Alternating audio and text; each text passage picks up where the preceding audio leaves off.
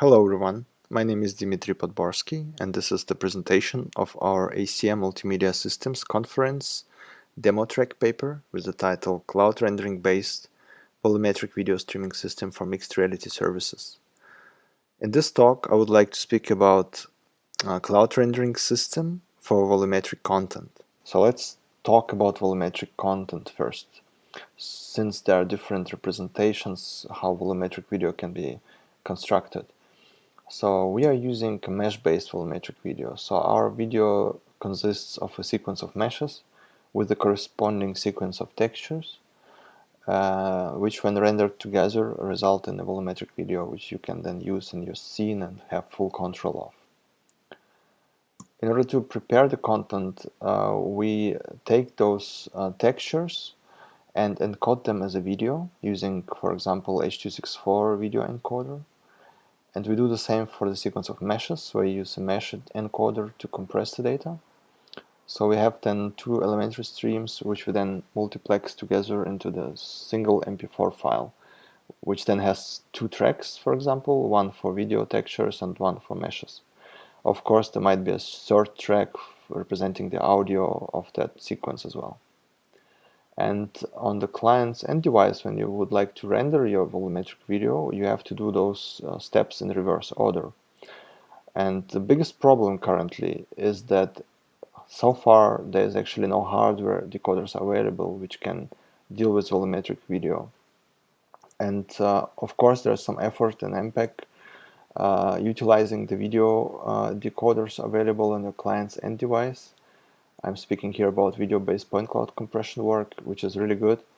However, this still has some problems because you have to run several decoder instances in parallel, which also might be a bit tricky. So it might have some synchronization issues, it might have some issues when one of the decoders drops a frame. And also, if you deal with multiple volumetric objects on this client device, then it's gonna be really complicated if you use, for example, just 3 decoder instances for a single video.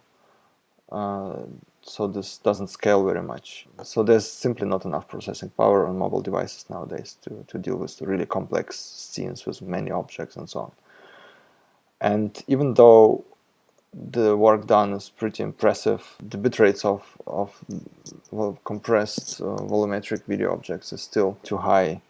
So those problems needs to be solved somehow. And one of the solutions which we actually would like to emphasize in this talk is based on the cloud, right? So when we speak about the cloud, we actually have like unlimited power. So we can actually shift all the processing into the cloud server and it can be really powerful.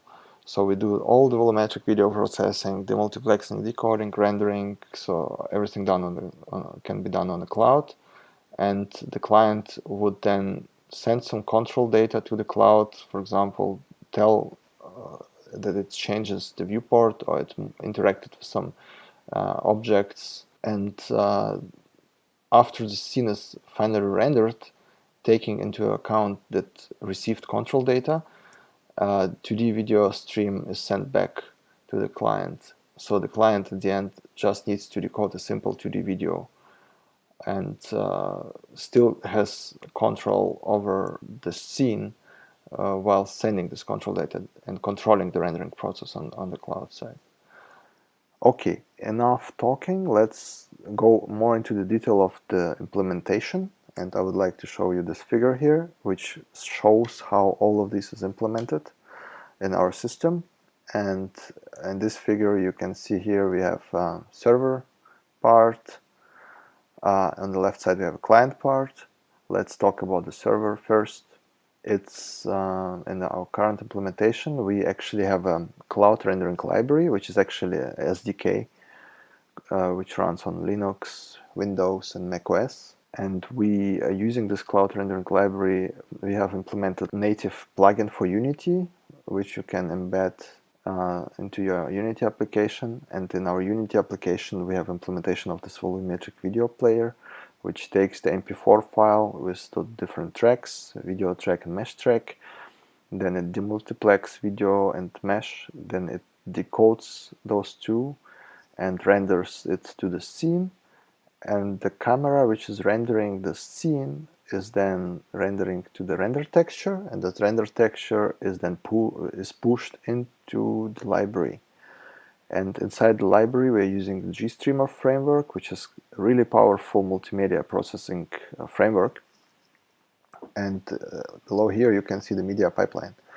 The render texture goes into the app source, which is the source element for the media pipeline in GStreamer. We convert the texture for a YUV format to prepare it for encoding, and then it's encoded, moved to WebRTC block, which is basically creating the RTP stream and send it back to the client. And for the data stream, we are using WebSocket. So we have in the library, we have a WebSocket server, which accepting incoming client connections. And we have like object registration. So the application in Unity can say, for example, with what kind of objects the scene has and allows to control. Those are registered in some pool and controlled. And the client basically has a control of those objects. And then we have some prediction engine which does the prediction of the viewport, etc. And on the client side, we have implemented two different clients. We have a web browser-based implementation, which is a simple JavaScript, like a web browser page. And then we also have a Hololens implementation. And the architecture itself looks similar. So we need, of course, the WebRTC part, which receives this bit stream, video stream, decodes it and renders. And we have a WebSocket connection, which deals with all this data stream, data traffic, signaling data, user interaction data, and so on. Of course, everything comes with a price. And in our case, the highest price we have to pay is the motion to photon latency. And this is the time between when the client first requested the server to change the scene until this change is really visible on the client's end device. And this has to be as low as possible, because high values of motion to photon latency are crucial and will destroy your quality of experience completely. So our good friends, in order to cope with this problem, are of course hardware video encoding. So we use NVIDIA encoding API to encode video on the hardware. We use WebRTC for ultra low latency streaming.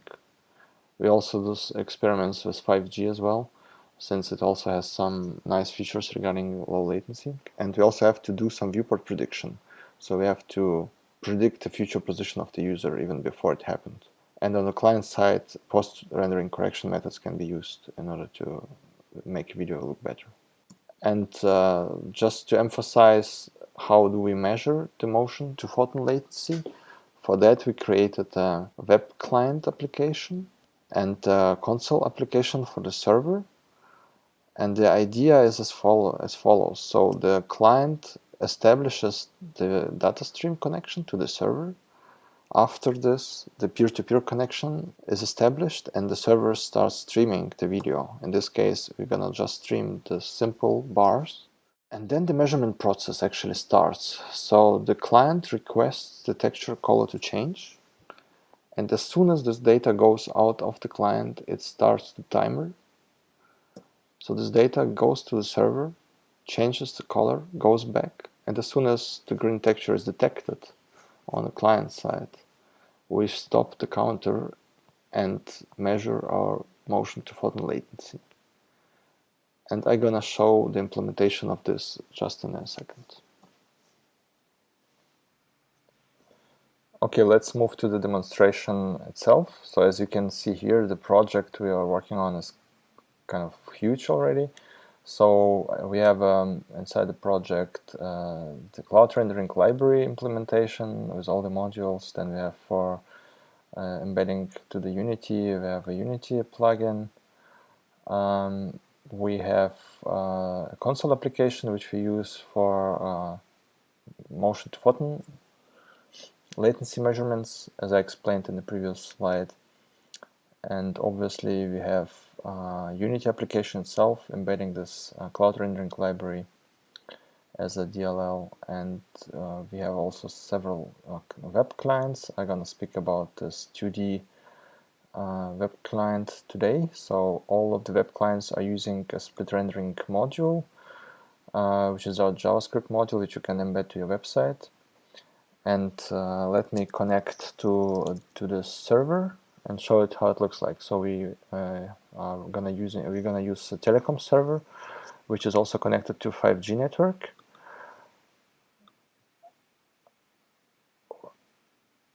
Okay, so on this machine here, we have, as you can see here, NVIDIA encoders plugins for GStreamer enabled. And our application, the Unity application, is compiled in the as a Unity project. Looks like this. So if you execute it, it starts with the main scene, basically where you can configure your application before you start the streaming session. So you can select several scenes. In the case we are interested right now in the volumetric player.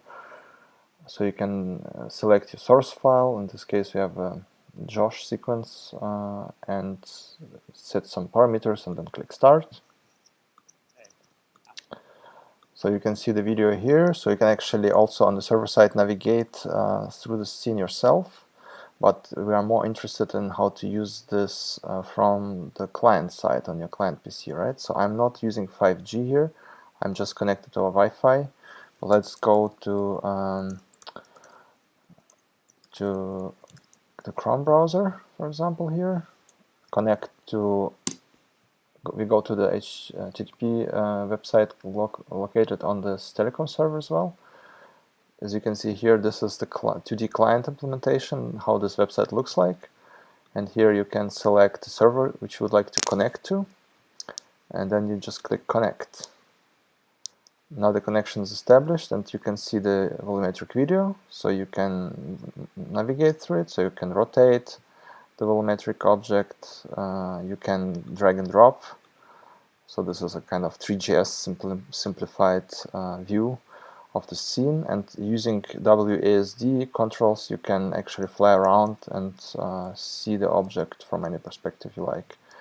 So as you can see here, it's quite responsive, so I kind of can move right, left, forth, back, up, down, then I can rotate the object and so on. So this is actually how it works.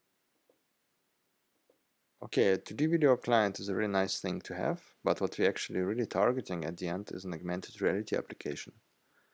So we have started to experiment with the HoloLens, and in this short video here you can see the first prototype working. So it will render the 2D video on this plane, which is put into the AR environment, so you can freely grab and drag and drop this plane in your viewing space. And then we remove the background, so the object seems to be not rendered on the plane in this case. And then if you walk around, you see it from different angles. So the camera view on the server side is doing exactly the same as it did for the 2D video client as well. So the quality, as you can see here, is not the best, but we are improving it. So it's the first prototype implementation which you see here. And we also have started to work on WebXR clients, which are doing the similar things but in the web browser. The next thing I would really like to discuss with you is how to measure the motion to photon latency, because this is one of the most important metrics for such a system. Okay, so for the motion to photon latency measurements, I would use Amazon Elastic Cloud instance. Let me quickly connect to it. Here we can execute our console application. And now we go to HHI-demo.de, which is a domain also pointing to the same web server located on the same instance. Connect, go to the latency measurement page, select HHI-demo.de, running on port 8080, connect to it. So now we see we connected, and we receive this black bars. And now, as I explained in the previous slides, the client will send control data to the server to change the color and wait until this finally rendered on the screen, and then stop the counter. And it will take 50 independent measurements. So let's try it out.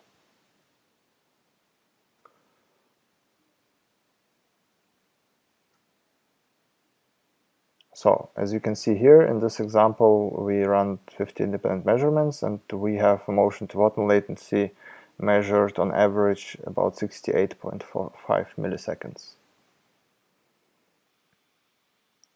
Okay, that's it. Thank you very much for your patience, and please stay healthy. Bye bye.